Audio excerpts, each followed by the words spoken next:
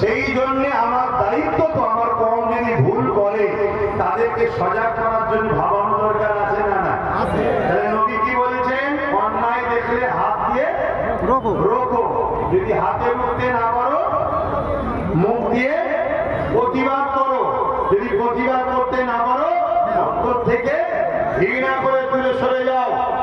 আর এই ঘৃণা করে দূরে সরে যাও বলে রাসূল বলছে সব থেকে দুর্বল ঈমান হলো ঘৃণা করে দূরে সরে যাওয়া। কিন্তু ঈমান আছে, ঈমান আছে।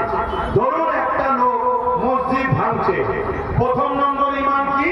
হাত দিয়ে রোকা। প্রথম নম্বর ঈমান কি বলো? এটা নাই না অন্যায়? মসজিদ ভাঙছে না নাই না? নাই না অন্যায়? তাহলে প্রথম নম্বর কি? হাত দিয়ে রুকো। যদি হাত দিয়ে রুখতে না পারো মুখ দিয়ে প্রতিবাদ করো, যদি মুখ দিয়ে প্রতিবাদ করতে না পারো অন্তর থেকে ঘৃণা করে সরে যাও। তাও যদি না পারো উপরন্ত তুমি তাকে মসজিদ ভাঙার সহযোগিতা করলে তাহলে তোমার কি ঈমান থাকবে? বলে বলো, চলে আসো এবারে এই জায়গায় একমত নাকি? কারা কারা একমত? হাত তোলো। একমত? একমত?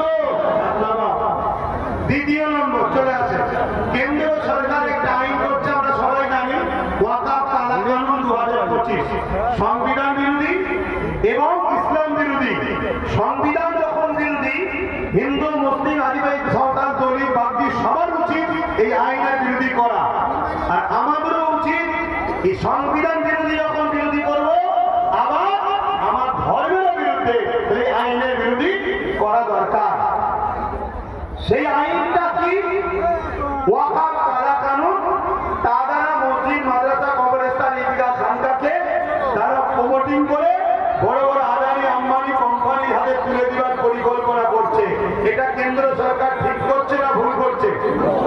তাহলে আল্লাহ রাসূলের হাদিস অনুযায়ী অন্যায় ভুল দেখলে হাত দিয়ে রোকো, যদি হাতে উঠতে না পারো মুখ দিয়ে প্রতিবাদ করো, যদি প্রতিবাদ করতে না পারো অন্তর থেকে ঘৃণা করো। যদি অন্তর থেকে ঘৃণা করতে না পারো, যদি কোন মুসলমান এরপর বিজেপিকে ভোট দেয় তার ঈমান থাকবে? জোরে বলেন। তার মানে তুমি তাকে সাপোর্ট করলে সে আরো ক্ষমতাশালী হোক, সে আরো মসজিদ, মাদ্রাসা, কবরস্থানকে ভেঙে দিক, কথা বুঝছেন না? বলেন না? তোমার ঈমান তার থাকবে? জোরে বলেন। রাসূলুল্লাহ হাদিস অনুযায়ী তার ঈমান থাকবে না। দ্বিতীয় নম্বর কথা চলে আসে, ধরুন ওই কেন্দ্র সরকারের বিরুদ্ধে আমাদের আন্দোলনের দরকার আছে না? প্রতিবাদে আমরা গণতান্ত্রিক দেশে হাত তুলতে পারবো না, কিন্তু প্রতিবাদ তো করতে পারি। প্রতিবাদ করতে যাবো আর রাজ্য সরকার যদি বলে এখানে নয় দিল্লি গিয়ে প্রতিবাদ করো, তাহলে এ মসজিদের পক্ষে না বিরুদ্ধে? পক্ষে না বিরুদ্ধে? এখন যদি তুমি সহযোগিতা করো তার মানে তুমি মসজিদের দুশমনকেই কামিয়াবি করছো। এখানে তোমার কি ঈমান থাকবে? আরেকটু আগে আসো, কেউ যদি বলে কোরআন শেষ হয়ে যাবে, আমার উন্নতি শেষ হবে না, এই কথাটা ঠিক বললো না ভুল বললো?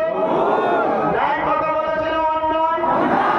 অন্যায় যে বলে তার বিরুদ্ধে হাত দিয়ে রোকা দরকার আছে না? না হাতে ক্ষমতা না থাকে মুখ দিয়ে প্রতিবাদ, প্রতিবাদ না করতে পারে অন্তর দিয়ে ঘৃণা, অন্তর দিয়ে ঘৃণা না করে যে বলবে কোরআন শেষ হয়ে যাবে তাকে যদি কোনো মুসলমান ভোট দেয় তার ঈমান থাকতে পারে না, পারে না, পারে না।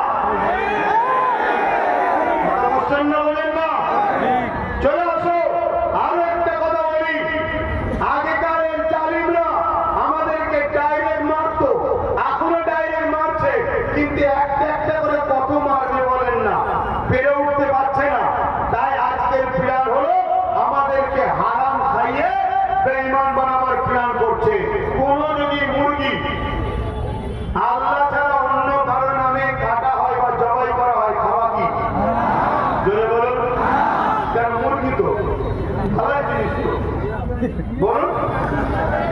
ও এটা ভালো বলে, এটা ভালো বলে, কিন্তু দীঘায় যখন মন্দির করে ওই পোশাককে রেশনের মাধ্যম দিয়ে খাইয়ে খাইয়ে মুসলমানদের যখন কাফের বানাচ্ছিল তখন প্রতিবাদ হয়ে গেল।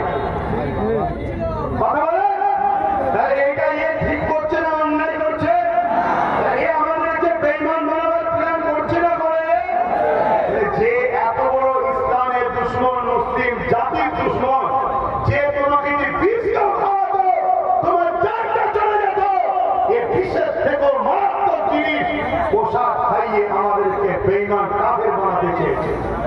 তাহলে বলে কি সাপোর্ট করা যাবে? কথা বলেন, সাপোর্ট করা যাবে? এই কথাটা আব্বাস সিদ্দিকী বলেছে। আগে কিছু কোনো খবর দেয়নি, শুধু ওইটুকু দিয়ে ছেড়েছে।